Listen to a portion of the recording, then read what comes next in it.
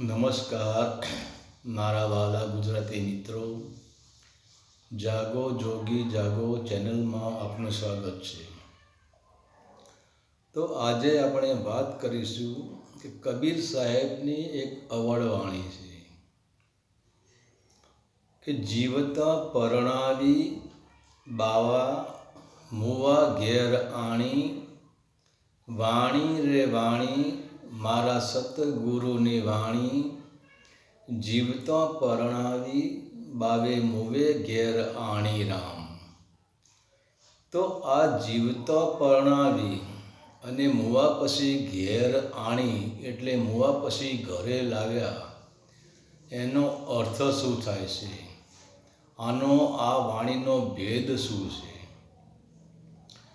તો અહીંયા કબીર સાહેબ સંસારના લગ્નની વાત નથી કરતા, કેમ કે સંસારમાં પુરુષ તેની પત્નીને લેવા માટે ઘોડે ચડીને વર રાજા બનીને ઘોડા ઉપર બેસીને સંગીતના સૂરે વરઘોડો કાઢીને મંડપની ચોરીમાં પધારે છે અને ધર્મ, અર્થ, કામ અને મોક્ષના 4 ફેરા ફરીને કન્યાનો હાથ ઝાલે છે. પત્નીનો હાથમાં ઝાલે છે. તેને આપણે પિયું મિલન કહીએ છીએ. અને તમે જુઓ, જ્યારથી દીકરીના લગ્ન લેવાય ત્યારથી જ દીકરીના અંદર પિયું મિલનની ઝંખના જાગે છે. તો ત્યારથી જ દીકરીની ચાલ પણ બદલાઈ જાય છે અને એ દીકરીની બોલવાની રીત પણ બદલાઈ જાય છે. અને જ્યારે પોતાનો પિયું, પોતાનો પતિ તેનો હાથ ઝાલવા માટે આવે છે, ત્યારે તે દીકરીના હૃદયમાં જેમ દરિયામાં લહેર ઉછાળા મારે છે, તેમ હૃદયમાં આનંદની લહેર ઉછળતી હોય છે. તે દીકરીનું એક એક રૂંવાટું આનંદથી નાચતું હોય છે, કેમ કે આજે પોતાનો પતિ પરમેશ્વર તેને મળવાનો છે અને તે આનંદ પિયું મિલનનો હોય છે. પરંતુ અહીં અવળો રિવાજ છે. પતિ સામે ચાલીને તેની પત્નીને પરણવા આવતો નથી. અહીંયા પતિને પરણવા માટે 16 શણગાર સજી અનહદ નાદના સંગીતમાં અને ધ્યાનરૂપી ઘોડા ઉપર બેસી પત્નીનો વરઘોડો નીકળે છે અને પત્નીને સામે ચાલીને પિયુને પરણવા જવું પડે છે, પિયું મિલન જવું પડે છે. પરંતુ સંસારના વરઘોડા જીવતો નીકળે છે અને સુરતાનો વરઘોડો મરી ગયા પછી જ નીકળે છે. અને મર્યા પછી જ પિયુના ઘરે જઈ શકે છે. મર્યા પછી જ પોતાના ઘરે જઈ શકે છે. તો સુરતા જીવતી હોય તેનો અર્થ શું થાય છે?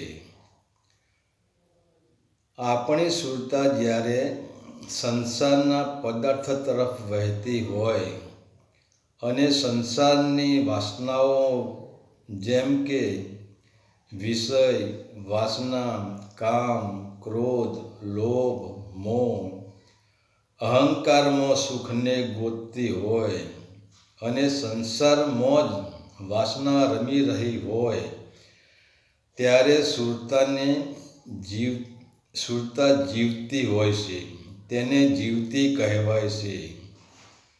પરંતુ એ જ સુરતા જ્યારે વિષય વાસનાઓને છોડી દેશે, એટલે કે સુરતાને પોતાના પતિ શબ્દની યાદ આવી જાય છે, ત્યારે સુરતા બોલતી બંધ થઈ જાય છે.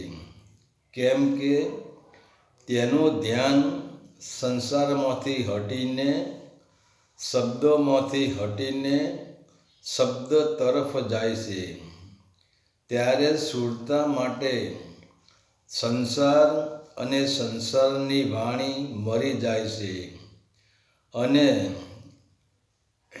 સંસારની વિષય વાસના પણ સુરતા માટે મરી જાય છે.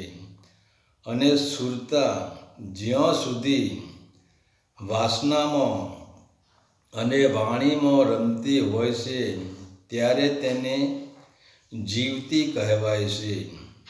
અને જીવતી સુરતા શબ્દને મળી શકતી નથી, કેમ કે શબ્દના પ્રદેશમાં વાસના કે વાણી લઈ જઈ શકાતું નથી. તો સુરતા જ્યારે શુદ્ધ થાય છે, સુરતા જ્યારે પવિત્ર થાય છે, ત્યારે તે સુરતા ધ્યાનરૂપી ઘોડા ઉપર બેસે છે અને અનહદ નાદના વાજાઓ વાગતા હોય છે. અનહદ નાદના વાજિંત્ર વાગતા હોય છે, અને સૂક્ષ્મણા નાડીના રાજમાર્ગ ઉપર તે સુરતાનો વરઘોડો નીકળતો હોય છે. અને ધ્યાનના ઘોડે અને અનહદ નાદના સંગીતના સુરે સુરતા અને શબ્દનું લગ્ન થાય છે. અને ત્યાં ધર્મની ચોરીમાં શબ્દ અને સુરતાનું મિલન થાય છે. તો સુરતા જ્યારે સંસારમાંથી મરી જાય છે, ત્યારે તે સુરતા પોતાના ઘરે જઈ શકે છે. હરિ ઓમ તત્સત. આદેશના પ્રણામ.